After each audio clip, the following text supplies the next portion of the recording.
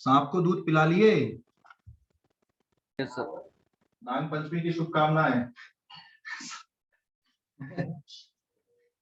Sir आपको भी। कल ही रवि बोल रहे थे ना सांप को दूध पिलाना है, तो पिला लिए दूध रवि?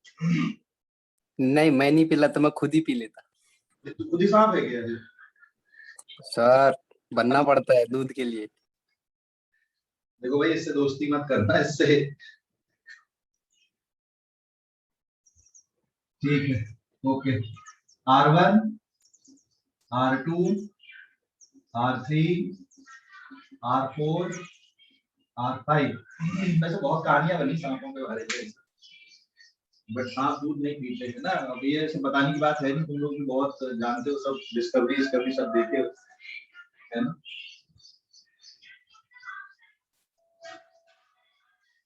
और बहुत सारे सांप तो जहरीले नहीं होते, लेकिन हमको डर क्यों लगता है? जैसे अचानक सांप दिख जाए तो बेचारा निरीह सा प्राणी है, कितना सा रहता है ना। सर हार्ट अटैक से मर जाए आदमी। हार्ट अटैक से मर जाए आदमी देख के। हाँ, हार्ट अटैक से मर जाए। एक एक्सपेरिमेंट हुआ था इस पे, पता है? यस सर, बताया था आपने। क्या एक्सपेरिमेंट हुआ? वो सर 2 नीडल चुभाए थे एक लड़के को और रूम में बंद मैंने कर। बताया था कि कब बताया था? पिछली बार बताया था कि यस सर। पिछली बार की नाग पंचमी में, हाँ, वो एक्सपेरिमेंट हुआ था ये। ऐसा कि एक तो नीडल चुभा दिए थे, और एक को सही में सांप ने भी काट दिया था, लेकिन उसको ये बताया कि तेरे को नीडल चुभी है। तो वो अपनी जो बॉडी है वो खुद ही वैसे केमिकल बनाने लगती है ना। मतलब जैसा सोचते हैं ना, वो जो ये सबसे अच्छा एग्जांपल है कि आप जैसा सोचते हो फिर आप वैसा बनते हो, फिर वैसा आप करते हो। इसलिए हमारी थॉट प्रोसेस अच्छी रहनी चाहिए। अगर हमारी थॉट प्रोसेस अच्छी है ना, तो उसका नो डाउट हमारा जो ब्रेन है उसको वैसे ही इम्प्लीमेंट करता है। तो ये कुछ एक्सपेरिमेंट है जो रियली शो किए हैं ऐसे। ठीक है, इसका आंसर ये बैलेंस व्हीटस्टोन ब्रिज है क्या? यहाँ पे देखो, सेंस R1 अपॉन R2, इसको R1 इसको R2, ये कितना बन गया यहाँ पे? It is 3/6 and the answer will be 1/2। And R3 upon R4 कितना आ रहा बेटा? It is now 8/16, again it is 1/2। So therefore R1 upon R2 equals to R3 upon R4।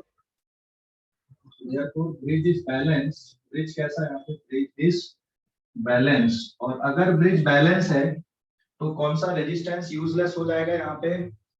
कौन सा रेजिस्टेंस यूजलेस हो जाएगा बेटा? कौन सा रेजिस्टेंस यूजलेस हो जाएगा? इस सर्किट को हम लोग इस तरह से भी ड्रॉ कर सकते थे।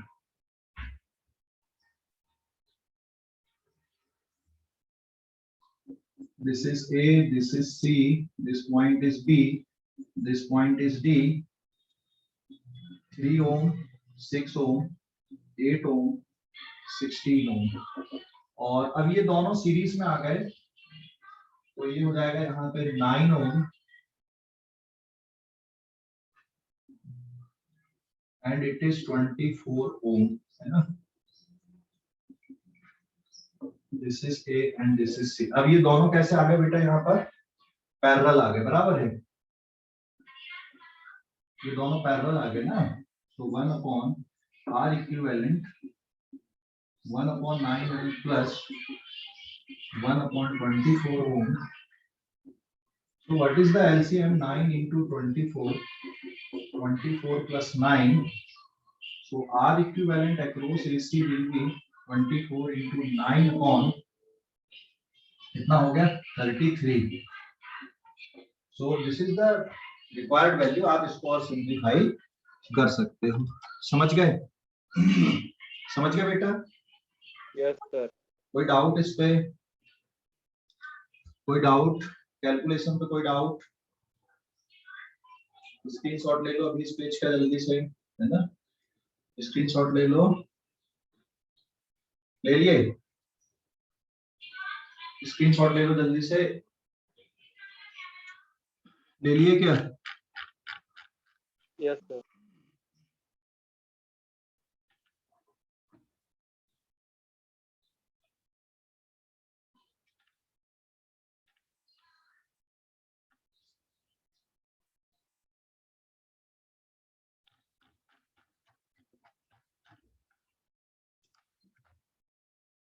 पेज नंबर 2 पे आते हैं अभी हम लोग, है ना।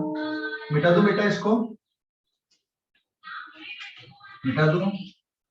हेलो। Yes sir.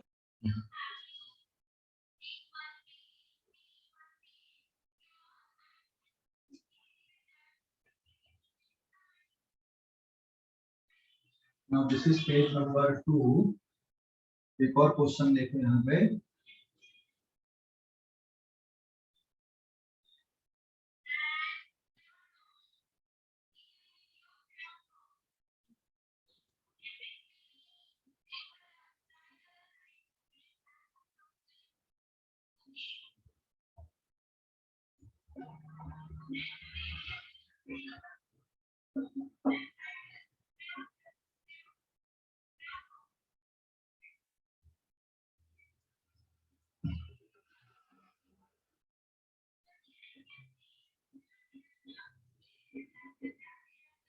इसको निकालो, इक्विवेलेंट कितना आएगा इसका, इसका इक्विवेलेंट रेजिस्टेंस कितना आएगा, निकालो फटाफट। बनेगा, बनेगा कि नहीं, बनेगा कि नहीं बेटा? बन जाएगा। चलो फटाफट करो 1 मिनट के अंदर।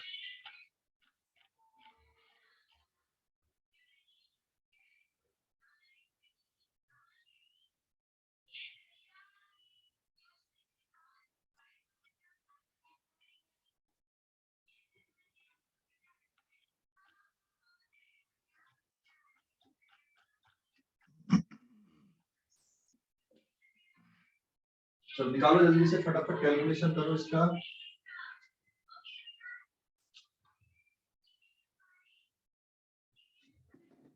कितना आ रहा है? ये भी व्हीटस्टोन ब्रिज नेटवर्क है। हाँ, पहले थोड़ा सिंप्लीफाई करना इसको, पहले थोड़ा सिंप्लीफाई करना।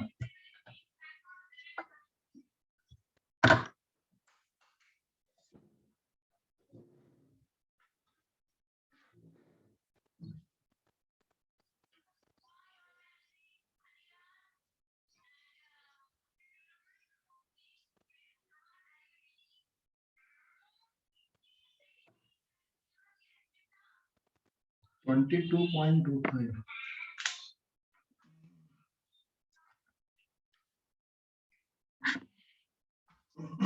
देख, सबसे पहले ना तो इसको आप सिंपल सर्किट में कन्वर्ट करो पहले, ए और सी ऐसा, है ना, और यहाँ पे बी लिखो और यहाँ पे डी लिखो।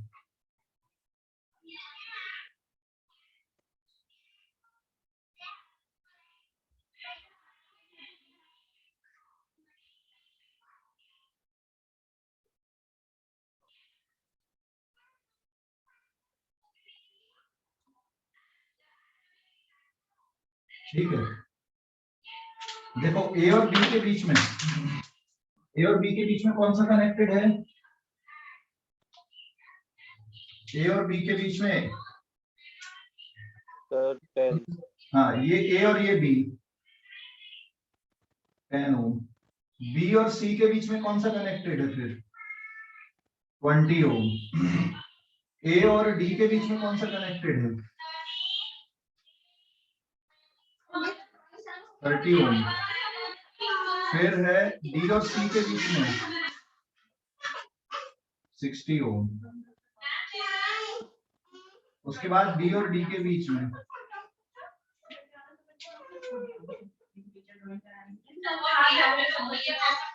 ना 5 ओम। अभी देखो ये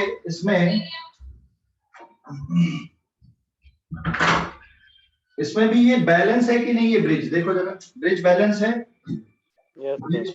है ना, ब्रिज बैलेंस है ना? तो अगर ये ब्रिज बैलेंस है तो फिर ये 5 ओम तो यहाँ पे यूजलेस हो गया हमारा, है ना। इसको हम लोग R1 ले लें, इसको R2 ले लें, इसको R3 ले लें, इसको R4 ले लें, इसको R5 ले लें। ब्रिज इज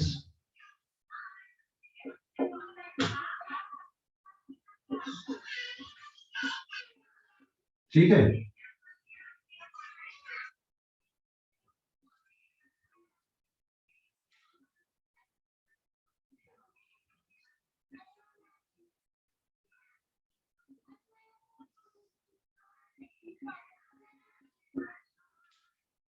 ठीक है, ये दोनों का कितना हो गया यहाँ पे 30, इन दोनों का कितना हो गया 70। अब दोनों कैसे हैं बेटा, ये सीरीज में कि पैरेलल चाहिए? अब पैरेलल है ना, तो डायरेक्ट लिख दूं क्या R equivalent across AC. Sir हाँ बोलो। सर वहाँ पे 60 चाहिए 40 की जगह, कहाँ पर है? 40 की जगह। अरे यार सॉरी, हाँ तो ये कितना बनेगा यहाँ पे 90।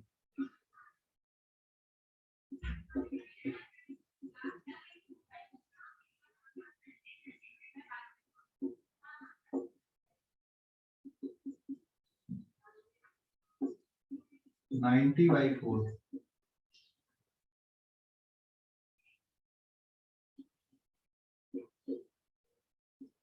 22.5 ओम आ गया था किसी का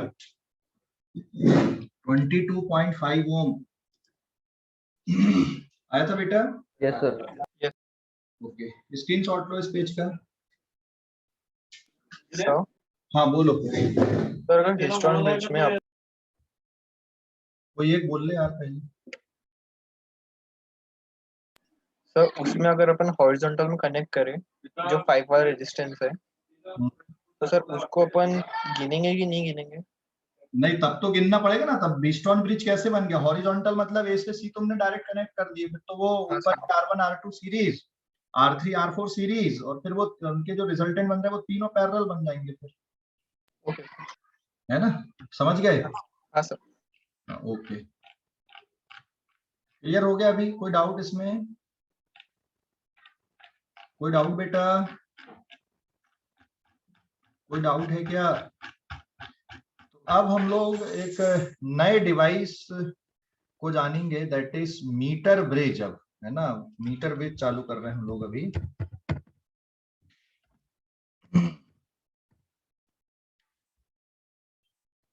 मीटर ब्रिज, हाँ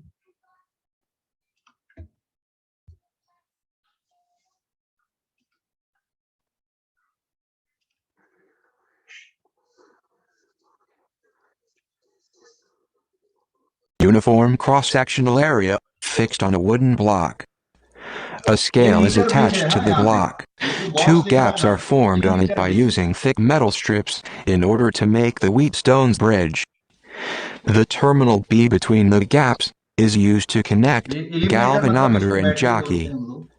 An unknown resistance wire is introduced in gap S, and the resistance box is in gap R. One end of the galvanometer is connected to terminal D, and its other end is connected to a jockey. As the jockey slides over the wire AC, it shows zero deflection at the balancing point, null point. Rheostat is connected in series to limit the current. Make all the other connections as shown in the circuit diagram. Take out some resistance, say 1 ohm, from the resistance box, plug the key K, touch the jockey gently first at right end and then at left end of the bridge wire. If the galvanometer shows deflections in opposite directions, the connections are correct. If the deflection is one side only, then there is some fault in the circuit. The galvanometer shows deflections in opposite directions, so we are good to proceed. Now slide the jockey gently along the wire, from left to right, till galvanometer gives zero deflection.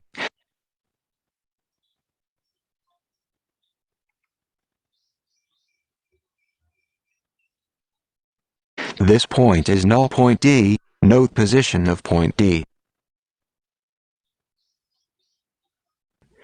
After doing calculation, unknown resistance. Now slide the jockey gently along the wire, from left to right, till galvanometer gives zero deflection. देखा, zero deflection galvanometer पे है ना, ये देखो ये zero deflection दिख रहा है गैल्वेनोमीटर पे। This point is null point D, note position of point D. 34 पे है ना, so look at 1 more times.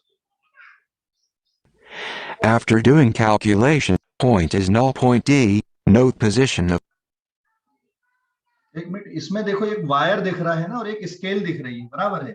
Metre bridge पे एक वायर दिख रहा है और एक स्केल दिख रही है कि नहीं? वुडन बॉक्स है, फिर ये मेटालिक स्ट्रिप लगी हुई है, ये एक Yes, sir. वायर दिख रहा है और उसके ऊपर ये जो स्लाइडिंग कॉन्टैक्ट है जिसको जॉकी हम लोग बोलते हैं, इसको वायर के ऊपर मूव कराते हैं। ये वायर यूनिफॉर्म क्रॉस सेक्शन का रहता है, यूनिफॉर्म क्रॉस सेक्शन का वायर है और ये बनता है कॉन्स्टेंटन या मैग्नीनम एलॉय का, मैंगानीनम एलॉय का। हाँ, इसकी खास बात ये होती है कि इसका जो रेसिस्टिविटी है वो हाई होती है और टेम्परेचर कोफिशिएंट ऑफ रेजिस्टेंस ये लो होता है। तो ज्यादा देर तक भी करंट फ्लो कराने से वायर अगर गर्म भी होता है तो इसका रेजिस्टेंस बहुत ज्यादा चेंज नहीं होता है। ठीक है, तो मीटर ब्रिज एक डिवाइस है बेसिकली। तो मैं ये देख लिया आप लोगों ने, डिवाइस समझ गए कि कोई डाउट है? अभी दोबारा रिपीट करूं इसको कि अपन अब बोर्ड पे आ जाएं? बोर्ड पे आ जाएं क्या?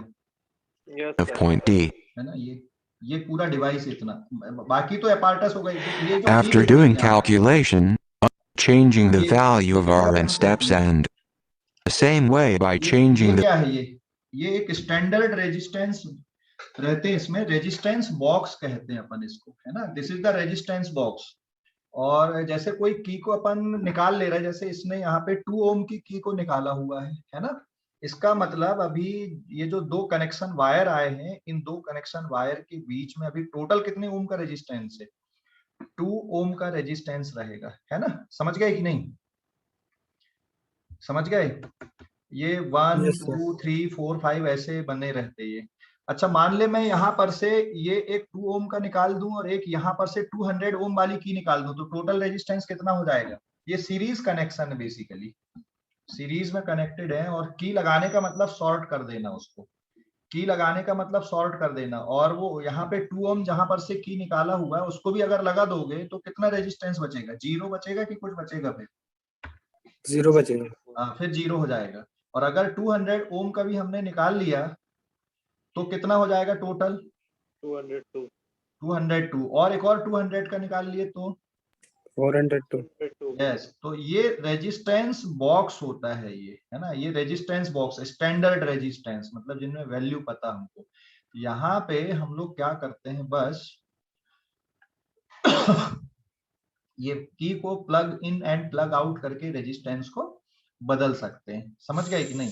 the value of R and steps and device दिख रहा है यहाँ पे, ये this is the galvanometer device. ये गैल्वेनोमीटर डिवाइस है, गैल्वेनोमीटर लगा हुआ है जिसका एक वायर स्लाइडिंग कॉन्टैक्ट पे आया और एक वायर यहाँ पे लगा हुआ है, एक बीच में जो टर्मिनल स्ट्रिप लगी हुई है। ये कॉपर की भी हो सकती है, ब्रास की भी हो सकती है स्ट्रिप, या स्टील की भी होती है, मतलब है मेटेलिक स्ट्रिप होती है, बट सबसे बढ़िया रहती है कि भाई ये कॉपर की रहे। और ये जो वुडन बॉक्स दिख रहा है जिसमें स्केल बनी है और एक वायर जिसमें ये स्लाइडिंग कॉन्टैक्ट हम लोग चला रहे थे, इसको बस मीटर ब्रिज बोलते हैं। पूरा कनेक्शन मीटर ब्रिज नहीं है। मीटर ब्रिज एक वुडन बॉक्स में एक स्केल फिट है, उसमें एक कॉन्स्टेंटन मैग्नीनम का 1 मीटर का वायर आपने लगा दिया है, बस इतना ही है ये, है ना। समझ गए? record the observations.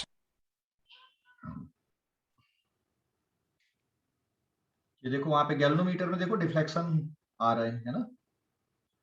ये देखिए कहाँ पे आके 0 हो रहा है, ये वाले पॉइंट पे 47 पे जाके 0। Thanks for watching the video. Block. 2 gaps are formed. इस पे देखो यहाँ पे 2 गैप, ये अभी डिवाइस आपको पूरा दिख रहा है अच्छे से, है ना। देखो इस पे 2 गैप दिख रहे हैं मीटर ब्रिज पे। एक गैप ये है लेफ्ट पे, दिख रहा है कि नहीं दिख रहा?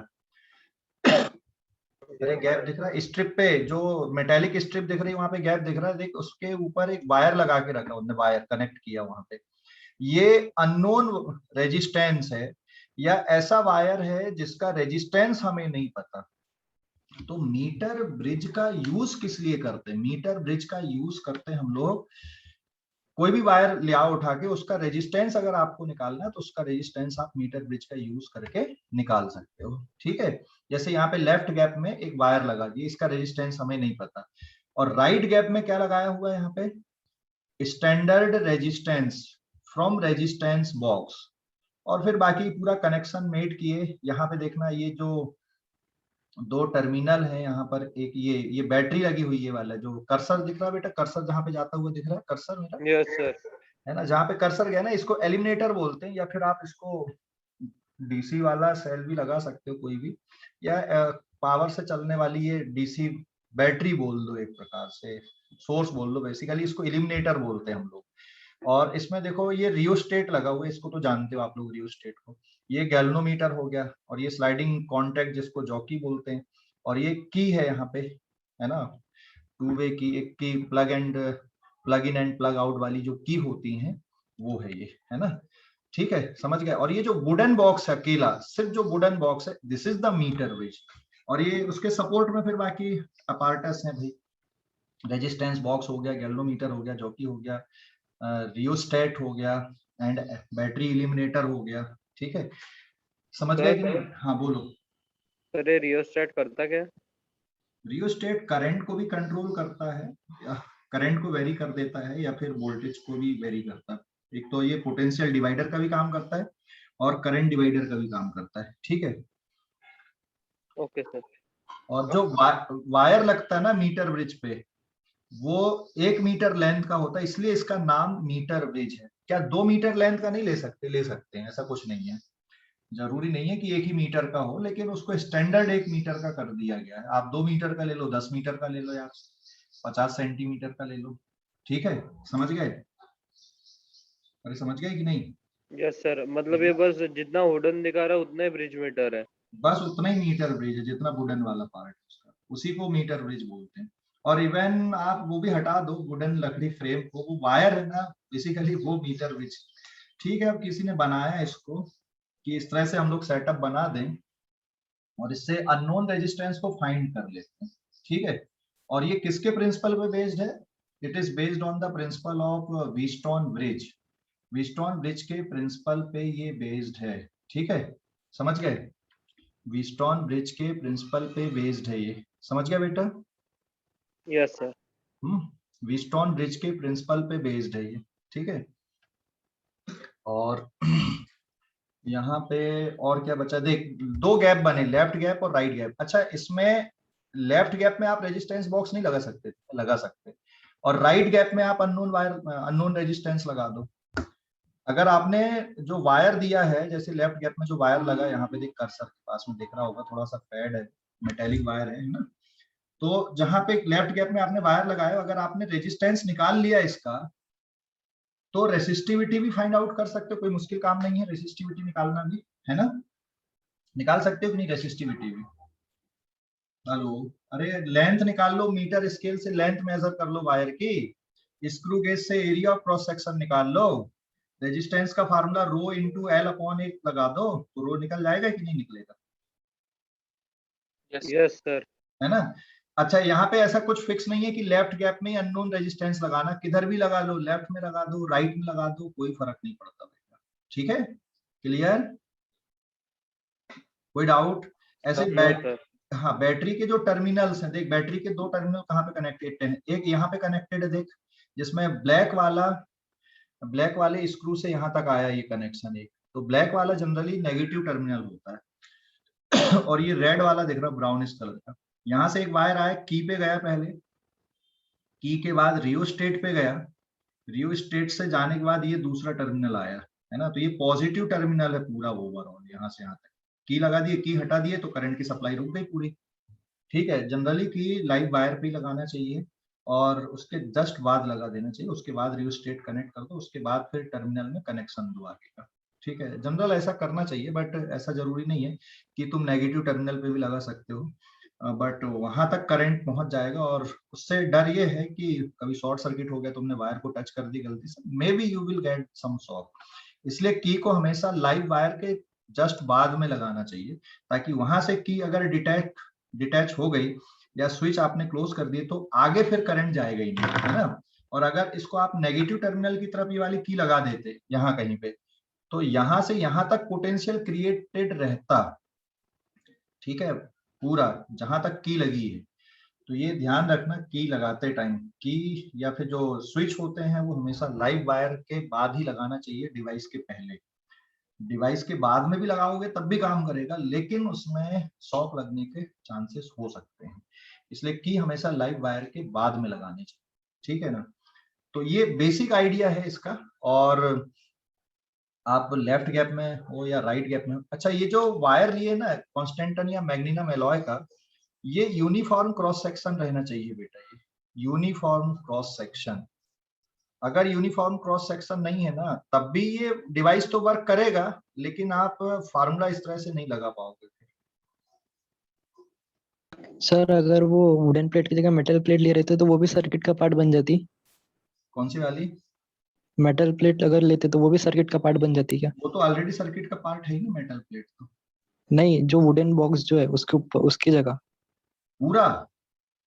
हाँ, अरे जैसे पूरा उस मेटल, पूरा मेटल के ऊपर रख दोगे तो फिर तो काम ही खत्म है, इतना लगाओगे कैसे फिर उसको? तो पूरा की पूरा इक्वी पोटेंशियल हो जाता पूरा मेटल। ठीक है ये सब। तो सर वो जैसे जो स्केल जहाँ पे जिस वुडन ब्लॉक पे लगी है, अगर वो वहाँ पे मेटल ब्लॉक रहता तो गैल्वेनोमीटर डिफ्लेक्शन नहीं देता ना? कहाँ से देते यार, फिर तो वो पूरा इक्वी पोटेंशियल बन जाता, शॉर्ट सर्किट हो जाता पूरा, ओके सर। है ना। ठीक है, समझ गए इसको। इसका इस पेज का ना स्क्रीनशॉट ले लो आप लोग, तो आपको ये रहेगा कि हाँ यार ये होता है मीटर ब्रिज, है ना। तो ये एक फायदा भी ऑनलाइन का, ऑफलाइन में ये सब अपन तुरंत में दिखा नहीं पाते हैं, उसके लिए थोड़ा और टेक्नोलॉजी एडवांस चाहिए, फिर वो मैं अलग से दिखाता था प्रोजेक्टर वगैरह लगा के, बट एक ये है कि यहाँ पे डायरेक्ट आपको दिखा दिया जाता है ना। ठीक है, देख लिया आप लोगों ने, इस पेज का स्क्रीनशॉट ले लो। और अब हम लोग मीटर ब्रिज के बारे में स्कूल एग्जाम वगैरह में कैसे लिखना है, फार्मूला डेरिवेशन। तो कंस्ट्रक्शन समझ गए, इसका क्या है कंस्ट्रक्शन मीटर ब्रिज का। कंस्ट्रक्शन अगर लिखने के लिए बोलेगा तो कैसे लिखोगे बताओ, metre bridge. It consist of wooden box fitted with scale and 1 metre wire, ठीक है, and metallic strip having 2 gap. समझ गए कि नहीं? बस इतना हो गया इसका कंस्ट्रक्शन। अरे समझ गए कि नहीं? हेलो, समझ गए कंस्ट्रक्शन? सर हाँ बोलो। सर इधर रेजिस्टेंस बॉक्स का यूज क्या है? अरे स्टैंडर्ड रेजिस्टेंस है वो, जैसे अगर आपको कहीं पे 2 ओम का रेजिस्टेंस चाहिए तो क्या करते हैं हम लोग, 2 हमें ओम। पर्टिकुलर रेजिस्टेंस देने के लिए वो है ना? हाँ, पर्टिकुलर रेजिस्टेंस देने के लिए, जैसे हमको 2 ओम का चाहिए तो 2 की निकाल दो, 2000 का चाहिए तो 2000 की निकाल दो, ठीक है, समझ At गए? least 4 sets of observations in the same way by changing the okay, clear.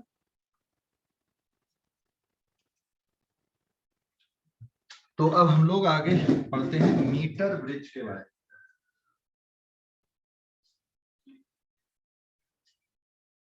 अब स्कूल एग्जाम में कैसे लिखना है, कंपटीशन में भी, कंपटीशन में तो क्वेश्चन लिखने के लिए तो नहीं आते, क्वेश्चन सीधे सीधे रहते हैं, आप बना सकते हो, बहुत आसान टॉपिक है ये, मुश्किल नहीं है। Now this is page number 3, metre bridge. अभी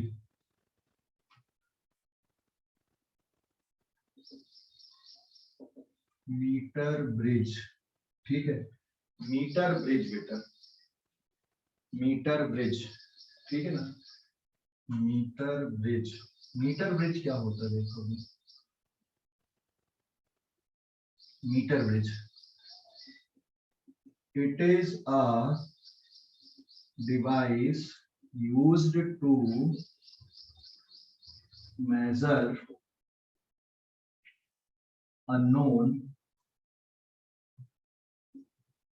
resistance of a wire, किसी वायर का जो रेजिस्टेंस है उसको मेजर करने के लिए, और टू मेजर द रेजिस्टिविटी, और टू मेजर रेजिस्टिविटी। अगर रेजिस्टेंस निकाल लिया आपने तो रेजिस्टिविटी भी निकाल सकते, जैसे ये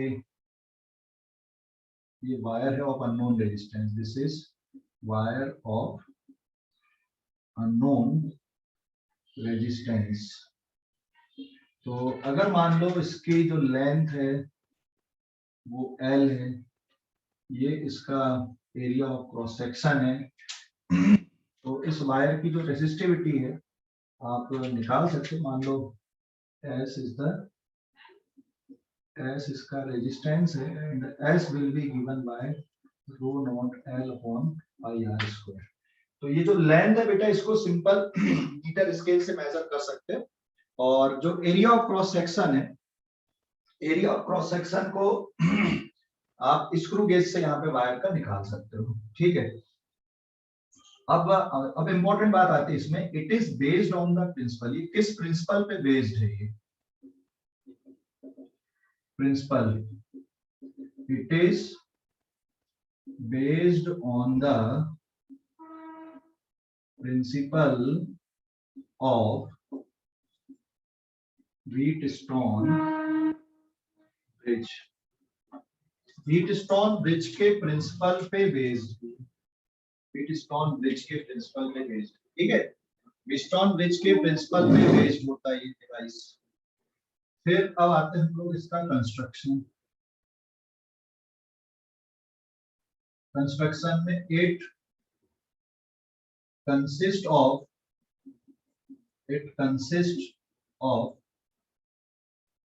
wooden box fitted with 1 meter wire of Constantan or manganesium alloy,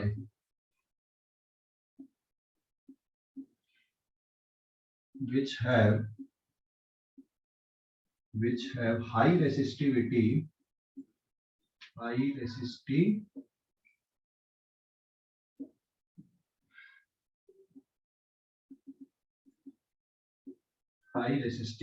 and low temperature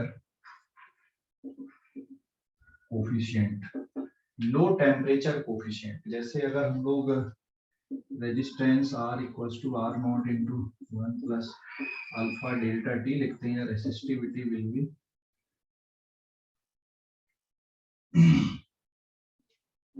1 plus alpha delta T लिखते हैं, तो alpha is very low and rho is high, resistivity high होती है इसकी। तो ये इस वायर की बात कर रहे हैं हम लोग जो मीटर ब्रिज में लगाते हैं। क्या क्या खास बात है इस वायर की? इसकी रेसिस्टिविटी हाई होती है और टेम्परेचर कोफिशिएंट कैसा रहता है? लो रहता है, जिससे ज्यादा देर तक भी अगर करंट उस वायर से फ्लो होता है, वायर गर्म भी होता है, तो उसका रेजिस्टेंस चेंज नहीं होता। And wire have uniform cross section, and wire have uniform cross section. Wire का बेटा क्रॉस सेक्शन यूनिफॉर्म होता है। ठीक है, स्क्रीनशॉट ले लो इस पेज का जल्दी से, आप लोग जरा स्क्रीनशॉट ले लो जल्दी से इस पेज का। ले लिए? स्क्रीनशॉट ले लो जल्दी से, ले लिए क्या? Yes sir. Then page number 4 पे आते हैं हम लोग। अब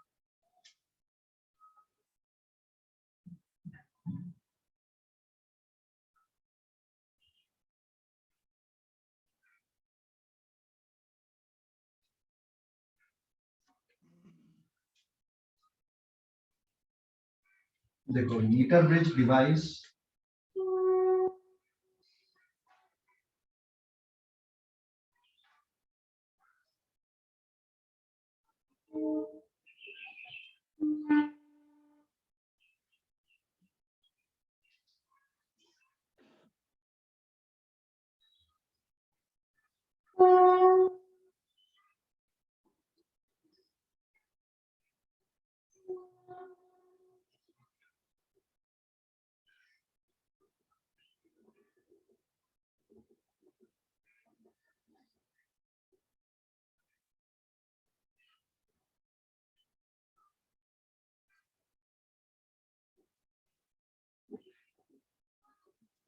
ये स्केल बनी होती बेटा इस वजह से, और ये दोनों तरफ की स्केल होती है, मतलब ऐसा जरूरी नहीं है।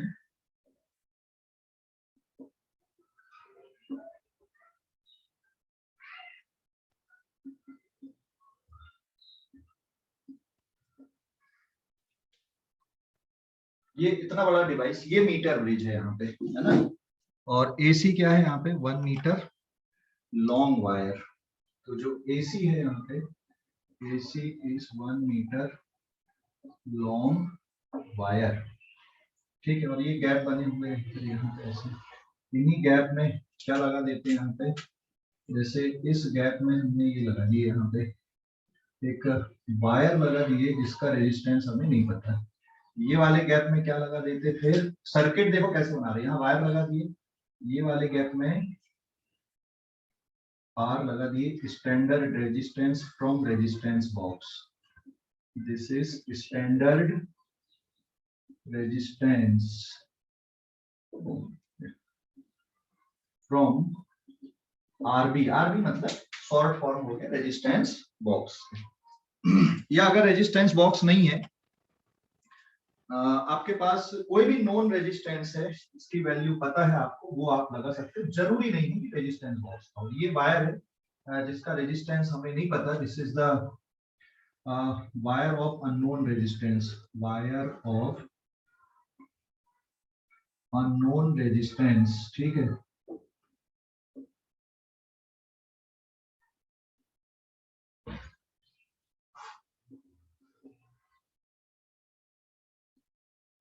Unknown resistance. इसके बाद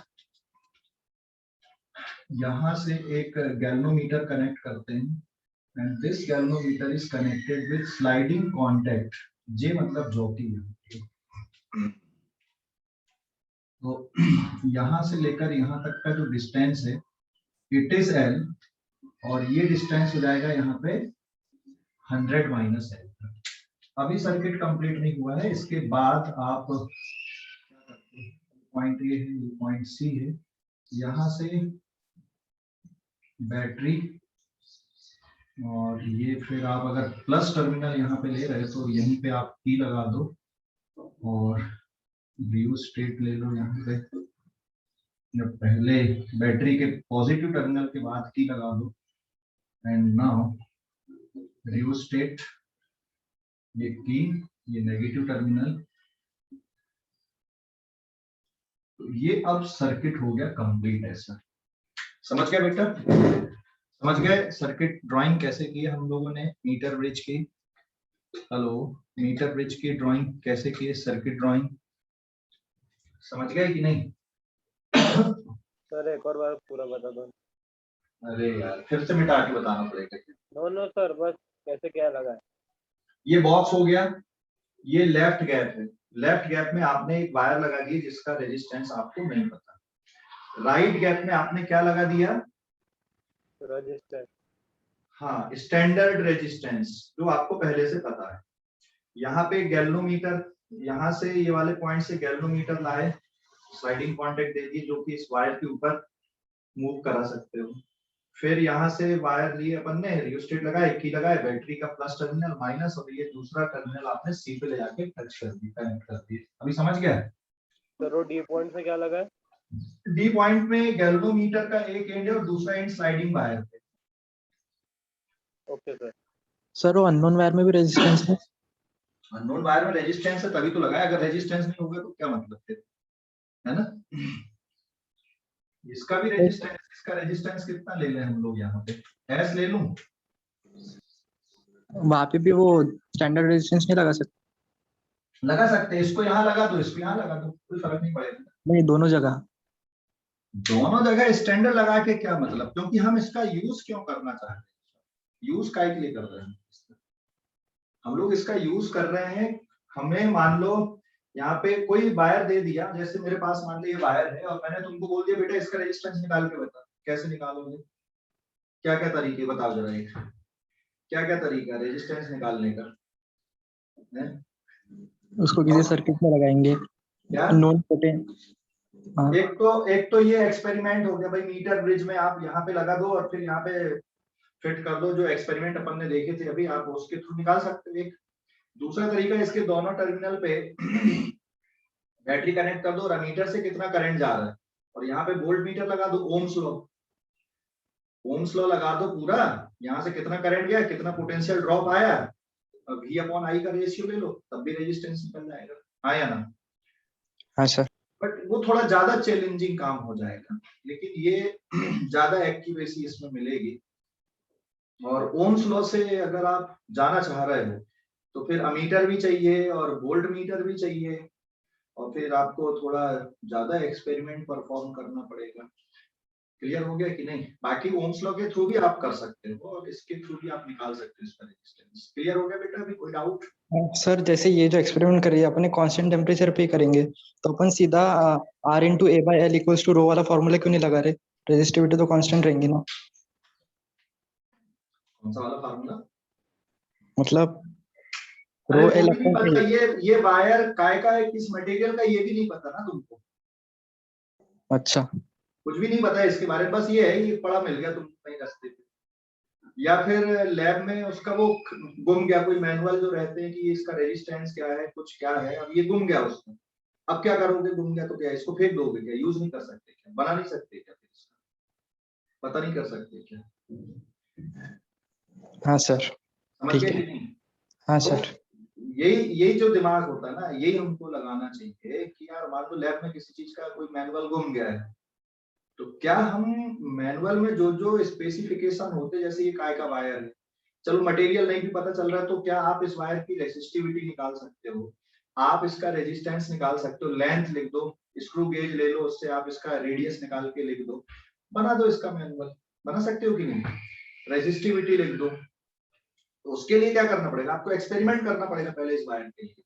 समझ गए कि नहीं? हमारा लैब मैनुअल घूम गया, हमने फेंक दिया, अगर दूसरे ले आएंगे जिसमें स्पेस, पर जिनने भी स्पेसिफिकेशन दिया होगा उसने भी तो एक्सपेरिमेंट किया होगा ना। तो यही होता है। अभी क्लियर हो गया बेटा? हाँ सर। ओके। अब ये व्हीटस्टोन ब्रिज के प्रिंसिपल पे कैसे बेस्ड है? तो ये जो डायग्राम है ना, इसको ऐसे ड्रॉ कर सकते हैं क्या अपन? ये डायग्राम को ऐसे ड्रॉ कर लें हम लोग। ये पॉइंट हो गया ए, ये पॉइंट हो गया सी,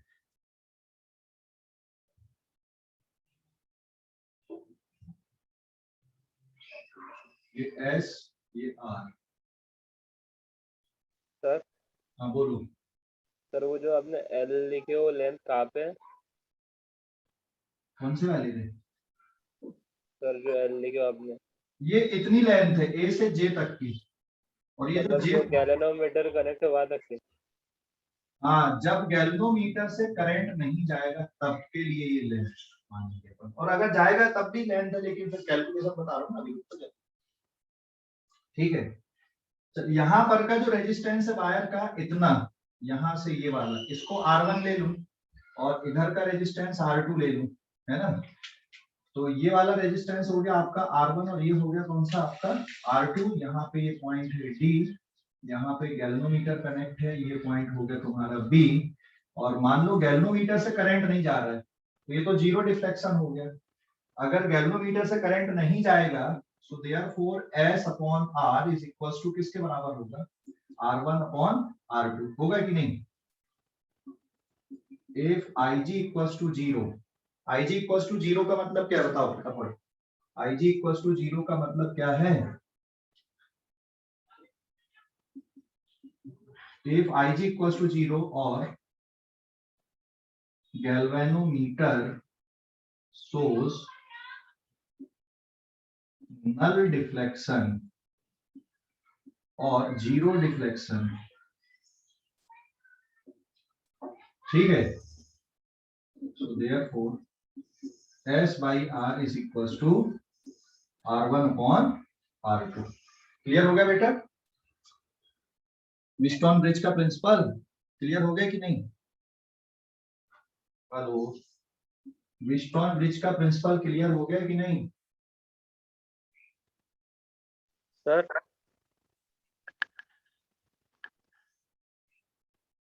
हाँ बोलो। पर ये दिमाग में होगा सर ये रेजिस्टेंस को कैसे लिखेंगे अपन? तो एक्चुअल में ये जो R1 रेजिस्टेंस है ये है rho into L upon A naught, rho into 100 minus L upon A naught. तो ये रो और ये रो और ये ए नॉट कर रहे, काटो मत, बाद में काटो।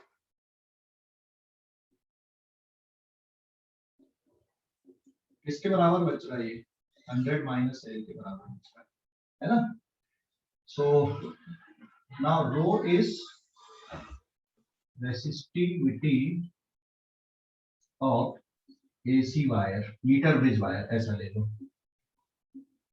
Metre bridge wire, and what is A naught, area of cross section of metre bridge wire. समझ गया बेटा? तो ये S जो आ रहा है ना, अननोन रेजिस्टेंस, ये अननोन रेजिस्टेंस किसके बराबर हो गया? Therefore unknown resistance is S equals to L upon 100 minus L into किसके बराबर हो गया? R। ये स्टैंडर्ड रेजिस्टेंस। इस फार्मूले से डायरेक्ट क्या कर लोगे आप? वैल्यू कैलकुलेट कर लोगे। समझ गए? इस फार्मूले से डायरेक्ट वैल्यू कैलकुलेट हो जाएगी। होगी कि नहीं होगी? बताओ फटाफट। इस फार्मूले से डायरेक्ट वैल्यू कैलकुलेट हो जाएगी? Yes sir. है ना? अच्छा, अगर वायर का मान लो एरिया ऑफ क्रॉस सेक्शन बदलते हो तुम, जैसे अभी यहाँ पे पतला वायर लगाया आपने, और इस पतले वायर की जगह पे थोड़ा और मोटा वायर ले लो, A नॉट की जगह पे 2A नॉट ले लो, तो डिफ्लेक्शन पॉइंट पे कोई इफेक्ट पड़ेगा क्या? डिफ्लेक्शन पॉइंट पे कोई इफेक्ट पड़ेगा क्या? देख, कोई फर्क नहीं पड़ेगा, क्योंकि A नॉट की जगह पे 2A नॉट, तो 2A नॉट कट, रेसिस्टिविटी तो वैसे ही कट गई वायर की, है ना? तो एक्चुअल में लेंथ से ही मेजर हो रहा। आप जॉकी को इसके ऊपर स्लाइड कर रहे हैं, जहां जीरो डिफ्लेक्शन मिल रहा है आपने उतनी लेंथ निकाला, और इस साइड की लेंथ और इस साइड की लेंथ का डायरेक्ट आप रेशियो लेके कर दे रहे हैं। तो आपको ये जो वायर है, ये मीटर ब्रिज का, इसके रेजिस्टेंस को भी जानने की जरूरत नहीं कि कितना है, बस आपको लेंथ चाहिए, क्योंकि बाकी पैरामीटर तो कट गए आपके। अगर नॉन यूनिफॉर्म क्रॉस सेक्शन रहेगा तो ये डिवाइस काम करेगा कि नहीं करेगा? काम करेगा, लेकिन फार्मूला ये नहीं बनेगा। जीरो डिफ्लेक्शन तब भी मिलेगा, नॉन यूनिफॉर्म क्रॉस सेक्शन तब भी जीरो डिफ्लेक्शन मिल जाएगा, लेकिन ये फार्मूला नहीं मिलेगा। तो नॉन यूनिफॉर्म क्रॉस सेक्शन में आप इस तरह से फिर फार्मूला नहीं लिख सकते हो, यहां पर का R1 का और R2 रेजिस्टेंस का। समझ गया बेटा? हेलो, समझ गए कि नहीं?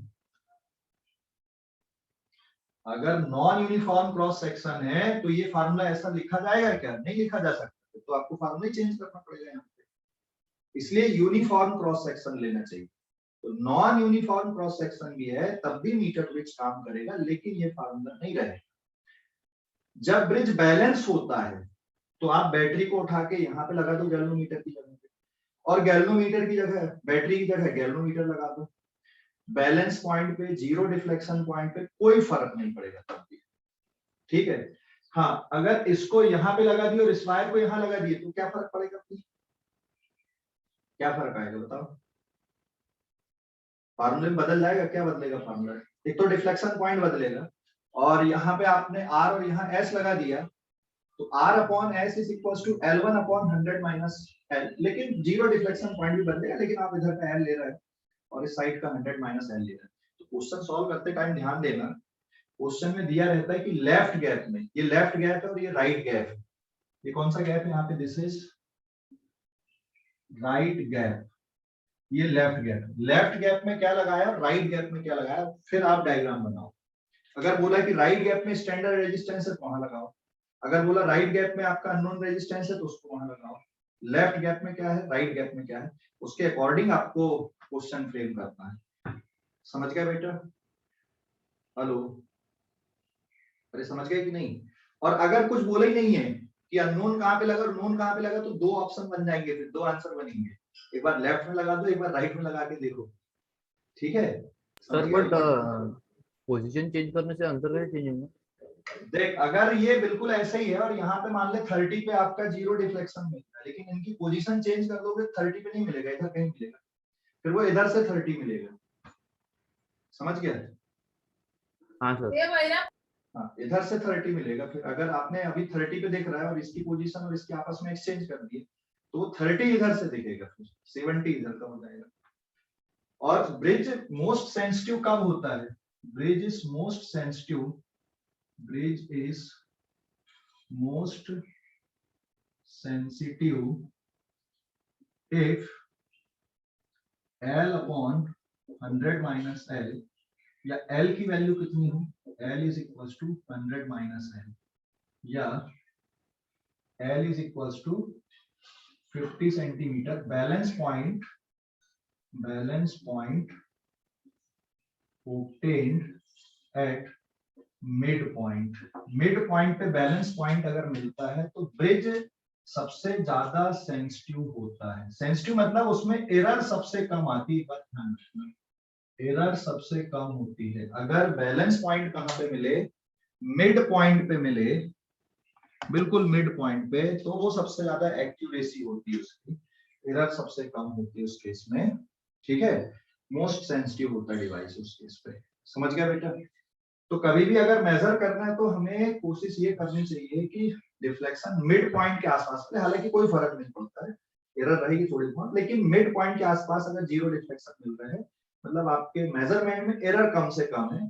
ये जो एंड करेक्शन वाली एरर होती है वो कम से कम होती है अगर मिड पॉइंट पे जीरो डिफ्लेक्शन मिलता है। नहीं तो एंड करेक्शन आएगा, यहाँ पे ये स्ट्रिप बनी हुई है चौड़ी, तो इफेक्टिव रेजिस्टेंस यहाँ पे बदल जाती है। वो एंड करेक्शन में नहीं बता रहा हूँ, यहाँ पे अभी जरूरत नहीं है। ठीक है, क्लियर हो गया? ये कोई डाउट अभी? तो ये यहाँ पे और ये यहाँ पे लगा है, तो फिर बेटा आप ये डायग्राम को ऐसे बनाओ और उसके बाद फिर बैलेंस करके लिख दो। अब बार बार ये वाली स्टेप को लिखने की जरूरत नहीं है आपको, ये स्टेप आपको ओमिट कर देना है। कौन सी वाली स्टेप? इतनी जो स्टेप है ये जरूरत नहीं है हमको लिखने की।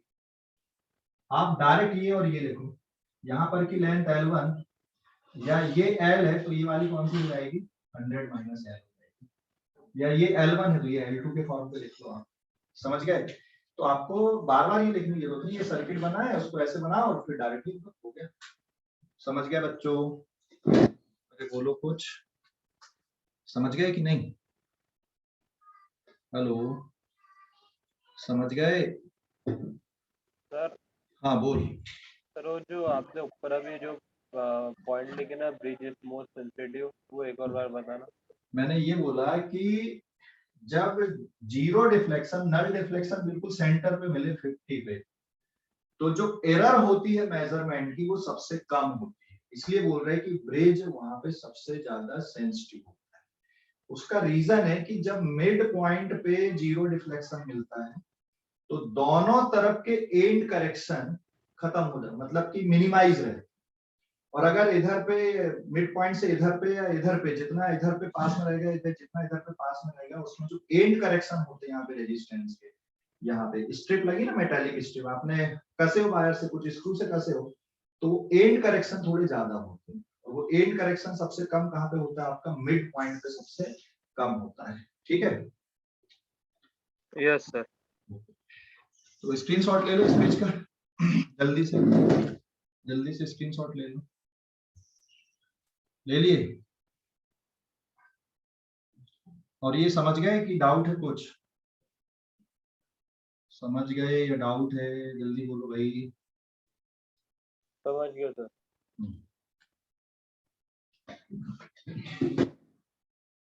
अगले पेज पे एक क्वेश्चन यहाँ पे बना देता हूँ मैं, स्क्रीनशॉट ले लो जल्दी से। स्कूल एग्जाम में भी ऐसे ही लिखना आप लोगों को, और जो छोटी छोटी बातें मैंने बताया वो ध्यान रखना। ब्रिज जब बैलेंस रहेगा तो गैल्वेनोमीटर और बैटरी को क्या कर सकते हो? ब्रिज जब बैलेंस रहेगा बेटा तो गैल्वेनोमीटर को बैटरी को क्या कर सकते हो आप आपस में? इंटरचेंज कर सकते। हाँ, इंटरचेंज कर सकते हैं। ठीक है, मिटा दूं? Hello, yes sir. Sir sir sir हाँ बोल। सर जो S by R equals to L upon 100 minus L R है, तो एल अपॉन 100 माइनस एल तो मतलब कांस्टेंट ही रहेगा क्योंकि वायर लेंथ है, तो लेकिन वो एस बाई आर है तो अलग अलग आर पे अलग अलग एस मिलेगा ना।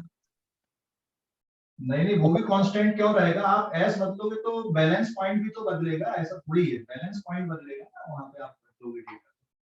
ठीक है ऋषभ? अच्छा, मतलब आर के साथ साथ उसका वो नल पॉइंट भी बदलेगा। बदलेगा ना, अगर तुम इनको बदलोगे तो ये जीरो डिफ्लेक्शन पॉइंट भी बदल जाएंगे। जैसे चल मैं यहाँ पे ये जो रेजिस्टेंस बॉक्स है इसको मैंने यहाँ पर कितने ओम का ले लिया, सपोज मैंने ये 20 ओम का निकाल लिया, और ये जो बैलेंस पॉइंट आ रहा है ये वाला यहाँ पे सपोज 30 सेंटीमीटर की रेंज पे आ रहा है, मतलब ये जो लेंथ आ रही है ये वाली। अननोन रेजिस्टेंस बता जरा कितना होगा अभी? अब ये कितना आएगा, ये निकाल के बताओ कितना आएगा। तो डायरेक्ट देखो ये कितना हो गया यहाँ पे, ये 30 सेंटीमीटर और ये कितना हो जाएगा डायरेक्ट 70। तो सीधे सीधे क्या कर दोगे आप, S upon R is equals to 30 centimetre divided by 100 minus 30 centimetre, या फिर डायरेक्ट 30 सेंटीमीटर अपॉन 70 सेंटीमीटर। ये कट गए तो यूनिट का तो कोई काम बच ही नहीं रहा है। S is equals to 30 upon 70 into R, R की वैल्यू कितनी है 20 ohm divided by 7, it is 60 by 7 ohm आ गया। समझ गए ये सब? समझ गए? हाँ, अगर इनको आपस में बदल दोगे, इसको उठा के यहाँ लगा दो, इसको यहाँ लगा दो, तो बैलेंस पॉइंट भी बदल जाएगा। बैलेंस पॉइंट कैसे बदलेगा, जैसे यहाँ से 30 पे आ रहा था तो इधर से 30 पे आएगा, और यहाँ से कितना हो जाएगा, तो ये 70 हो जाएगा। ठीक है? हेलो, अरे समझ गए? सर यस स्क्रीनशॉट ले लो।